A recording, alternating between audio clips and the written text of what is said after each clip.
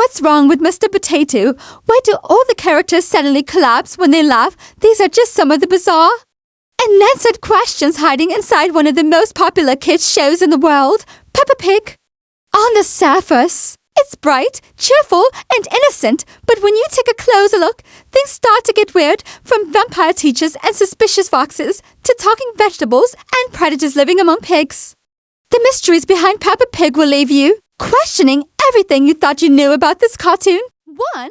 The laughing mystery. Let's start with one of the strangest quirks of all, the way every single character falls flat on the ground whenever they laugh. No explanation, no context, just boom. Down they go. Imagine if this happened in real life, people collapsing in schools, offices, or even shopping malls just because they giggled. You'd need helmets and knee pads just to survive a good joke.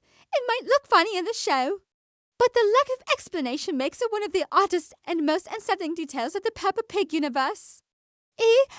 Madame Gazelle, a vampire. Then, there's Madame Gazelle, Peppa's teacher, in the episode Pumpkin Party. She passes by a mirror and has no reflection. Even the narrator points it out. On top of that, when she sees Susie dressed as a vampire, she casually mentions it reminds her of the olden days. Coincidence? Maybe not. In another episode, we learn she's had the same giant Christmas tree since it was small, something that could only be possible if she were immortal. And when Mr. Bull climbs that tree, he finds Bess living there, which Madame Gazelle calls her friends. All of this adds up to one eerie possibility.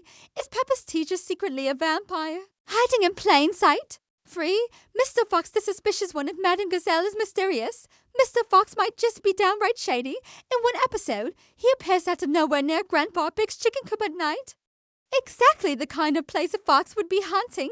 Later, we spot posters outside the police station with fox symbols, which look suspiciously similar to the logo Mr. Fox uses for his shop. Is this a hidden sign that he's wanted by the authorities? Even stranger, his son Freddy seems destined to grow up to be a policeman, as shown in one of the kids' daydreams. Could the show be hinting that one day Freddy will have to arrest his own father? 4. Mr. Potato, the living vegetable. Now here's where it gets truly bizarre. In Peppa Pig's world, the symbol of fitness on health is a giant potato. Mr. Potato runs exercise programs on TV and constantly tells kids to eat their fruits and vegetables. But wait a second, he is a vegetable? Does that mean he's encouraging children to eat his own kind? Is he just a person in a costume? Or is he literally the only living talking vegetable in the entire world of Peppa Pig? Either way, it's a question that makes the show feel more unsettling the more you think about it. 5. The disturbing barbecue. And then there's the barbecue episode, which might be the most disturbing of all. Daddy Pig and his soccer teammates get together for some grilled food. Among them are a zebra, a rabbit, and a pony, all vegetarians. But sitting right there with them are Mr. Bull and Daddy Pig himself, two animals that, in our world, represent the most common types of meat served at barbecues, pork and beef. So the question becomes, what exactly are they cooking on that grill? The show never explains, but the implication is almost too dark to think about. 6. Daddy Pig the Earthquake Maker. Speaking of Daddy Pig, he seems to be hiding some surprising power of his own. Every time he jumps up and down, the ground shakes like a miniature earthquake. The other characters barely react, as if this is normal. But imagine what kind of destruction a pig so heavy and powerful could really cause. Maybe Daddy Pig doesn't need the gym. Maybe he's already strong enough to shake the entire town apart. 7.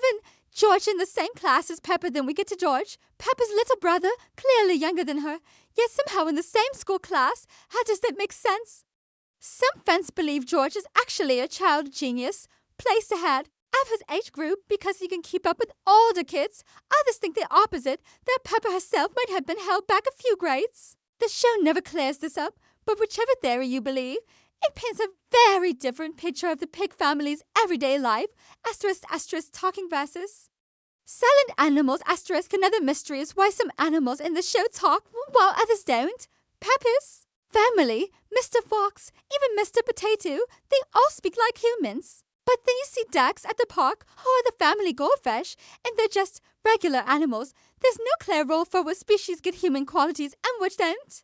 It makes the entire world of Peppa Pig feel inconsistent, almost as if there's some hidden hierarchy between animals that talk and animals that don't. ***, houses on hills versus rabbits underground. ***, look closely And you'll notice that every family in Peppa Pig lives on top of steep hills. The creators say this was to make the show look like a child's drawing, but not every family has a house on a hill. The rabbits live in a burrow underground, crawling through dirt tunnels to get to their rooms and surviving almost entirely on carrots. It raises an uncomfortable question. Are the rabbits literally dirt poor, forced to live beneath the rest of society while everyone else gets a house on a hill? The show plays it off as cute, but the symbolism feels pretty harsh that asterisk Miss Rabbit's endless jobs. And what about Miss Rabbit? She's everywhere. One episode, she's a bus driver, and another helicopter pilot, then a librarian, a cashier, an ice cream vendor, even a recycling worker. How does she do it all? Some fans believe she cloned herself, while others think she works obsessively to mask deep sadness about her life. Maybe it's even the show's way of sending a subtle message about single life versus married life. But whatever the reason, one thing is clear.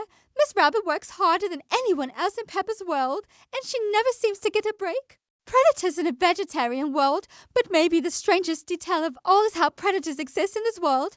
Take Dr. Bear, a carnivore in the real world, casually treating a family of pigs in his clinic, or the wolf family moving into a house designed by Daddy Pig, even though the classic story of the three little pigs suggests the opposite would happen. At the zoo, we even see lions and crocodiles, animals that would normally terrify the others, yet everyone acts like it's no big deal, except Madame Gazelle, who seems to notice something's not right, which brings us to the biggest mystery of all. If all the animals in Peppa Pig's world are supposed to be friendly neighbors, what do the predators eat? Fruits and vegetables, other animals, or maybe Mr. Potato? Asterisk, so what do we make of all this? The unexplained laughter collapses, the vampire teacher, the shady fox, the barbecue question, and the predators living side by side with pigs. All of it adds up to a world that feels far stranger than it looks. Maybe these are just funny quirks for children's entertainment, or maybe they're unintentional clues that Peppa Pig is hiding a darker backstory. Either way, it proves one thing.